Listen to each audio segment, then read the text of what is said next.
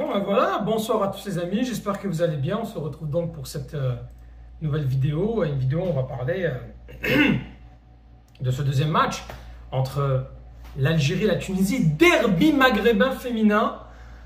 Peut-être, ça fait longtemps qu'on n'a pas eu un match officiel, peut-être le premier match officiel en CAN féminine pour l'Algérie, qui s'est soldé sur un score vierge et nul de 0-0. Fait que, bon. Une équipe d'Algérie puis une équipe de Tunisie, voilà, qui n'avaient pas les mêmes enjeux. L'équipe d'Algérie pouvait valider sa qualification.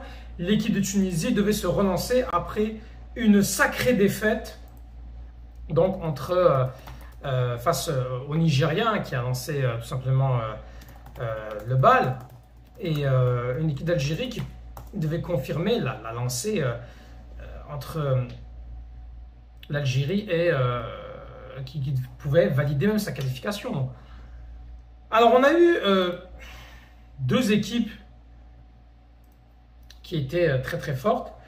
On a eu deux compositions d'équipes, hein, avec l'équipe d'Algérie où on a eu, la composition arrive bientôt là, donc Chloé Ngazi, Sofia Gellati, Roselyne Khazami, Melissa Bethi, Morgan Belkhiter, Routia Karchouni, Lina Boussaha, Inès Boutaleb, Inès Belloumou, Amira Braham et Marine Daffer.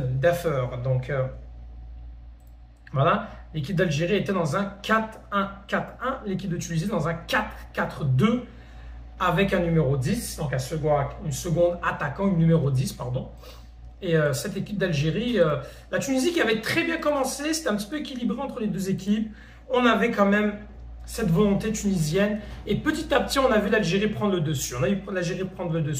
On a eu quelques opportunités, beaucoup de centres, il y a beaucoup de combinaisons qui se font. On sent que tactiquement il y a la patte Farid Benstiti, on la voit encore de plus en plus. On a vu des combinaisons avec Boutaleb, Karchouni, Boussaha, qui on sent que voilà, elles sont vraiment au-dessus techniquement. Pour le reste, c'est sûr qu'il y avait un peu de déchets, mais c'est pas grave, on va pas être exigeant avec le football féminin comme on l'est avec le football masculin. C'est sûr qu'on aimerait que ce soit mieux, mais il faut encourager. C'est quand même très très beau ce qu'on a vu là. On ne s'est pas ennuyé dans cette rencontre, on va se dire la vérité. L'équipe de Tunisie avait la possibilité de marquer une très très grosse occasion tunisienne. Elle se retourne, elle tire, Ngazi, gardienne de l'Olympique de Marseille féminin, qui a réussi à nous sauver.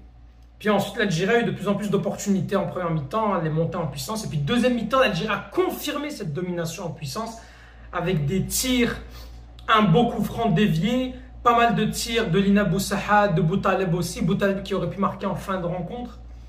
Et on dirait que la Tunisie, même son de cloche que la Tunisie masculine, elle reste, elle résiste, elles sont résilientes. Ces Tunisiennes étaient très résilientes. L'Algérie qui a manqué d'efficacité, encore une fois, on sent ce problème d'efficacité pour l'Algérie. À la fin, les Tunisiens auraient même pu nous surprendre en fin de match. Il y a eu parfois même, on sentait que l'Algérie voulait gagner, surtout le match.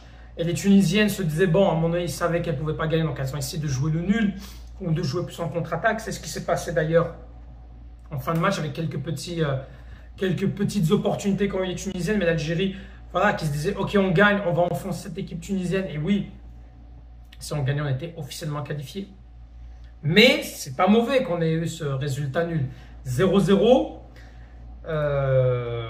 4 points. Et oui, 4 points pour l'Algérie, ce qui est très bien, ce qui est même excellent. On va se le dire. Que voulez-vous que je vous dise de plus? Honnêtement, ça s'annonce bien en tout cas. Ça s'annonce bien qu'on ait 4 points. On a une possibilité de se qualifier. On a quand même pas mal de chance parce que déjà, les deux premiers se qualifient et les meilleurs troisièmes peuvent se qualifier, et on a 2 sur 3 pour le moment. Si on prend en compte tout ça, le Sénégal féminin a perdu face à la Zambie 3-2, et le Maroc a battu la RDC 4-2. Donc pour l'instant, le Maroc est premier avec 4 points, la Zambie est deuxième avec 4 points, et le Sénégal est troisième avec 3 points. Le Sénégal jouera le Maroc la Zambie jouera la République démocratique du Congo. Donc a priori, si la logique est respectée, le Maroc gagne le Sénégal et la Zambie gagne la RDC. Et donc, si le Sénégal perd son prochain match, l'Algérie est officiellement qualifiée. Même, après, ça dépendra, est-ce qu'on est meilleur troisième ou est-ce qu'on est, deuxième. L'idéal, c'est de finir deuxième, évidemment. Le Nigeria a battu le Botswana d'un seul but à 0. Alors, j'ai pas vu le match. S'il y en a qui l'ont vu dans les commentaires, vous pouvez nous le dire. Il y a eu juste 1-0. Il y a eu une domination, évidemment, du Nigeria, mais bon, je ne sais pas comment finalement ça n'a fini que 1-0. C'était quand même l'équipe la plus faible du groupe. Bon, c'est des choses qui arrivent, on va pas non plus. Ça peut arriver que vous jouez bien, peut-être qu'ils n'ont pas voulu forcer parce qu'ils se sont dit bon, l'essentiel on prend les 6 points et peut-être que face à l'Algérie, voilà, ils vont essayer de chercher juste le nul parce elles sont déjà qualifiées, l'équipe du Nigeria, les Nigériennes. Peut-être leur objectif c'est juste de finir premier, fait qu'elle ne veut pas forcer. L'Algérie, elle, va peut-être pas aussi forcer non plus, va peut-être essayer de jouer le nul. En même temps, faut pourquoi pas aller chercher cette première place. Si jamais le Nigeria, voilà, il se dit ok, on est qualifié, on s'en fout, on finit devant eux, why not? On peut tomber face à une équipe meilleure troisième, puis pourquoi pas, hein? Ça pourrait être bien, on pourrait tomber face à une équipe abordable, aller en demi-finale, et qu'est-ce qu'on en sait après? On verra. Mais c'est bien parce que c'est la première fois que l'équipe d'Algérie prend plus que 3 points dans une phase de groupe. C'est la première fois que ça arrive pour cette équipe d'Algérie. Donc là, 4 points, c'est mieux que ce qu'elles ont fait. Elles ont déjà fait mieux que dans les précédents groupes. Pour une fois, elles ne perdront qu'un seul match en phase de groupe. Parce qu'elles ont toujours perdu minimum 2 matchs. Donc ça, c'est très bien. Demain, il y a l'équipe du Ghana féminine qui va jouer face au Mali. Et l'équipe de Tanzanie qui va jouer face à l'Afrique du Sud. Si la logique se passe bien, le Mali-Ghana, ça va être un match assez serré. L'Afrique du Sud va terrasser la Tanzanie. Donc on aura, je pense, 6 points d'Afrique du Sud. Mali-Ghana, ça pourrait finir aussi en match nul.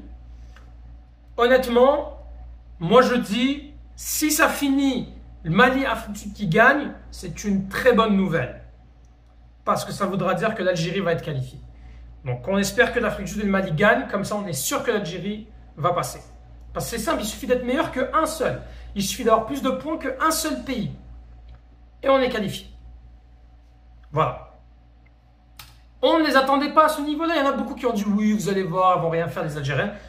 Honnêtement, c'est très bien. Et il faut les encourager. Le stade était vide, c'est dommage. Il y a eu quelques supporters algériens. Bravo à eux d'être à eux déplacement, d'avoir encouragé les Algériennes. C'est très très bien pour elles. Elles vont avoir besoin du soutien face au Nigeria. Et j'espère que si elles se qualifient, Inch'Allah, en quart de finale, elles vont pouvoir avoir plus de soutien. Pourquoi pas? J'espère qu'on en parlera un peu plus. C'est quand même important d'en parler. Donc voilà. Et puis, juste passer un petit message. Arrêtez les mensonges.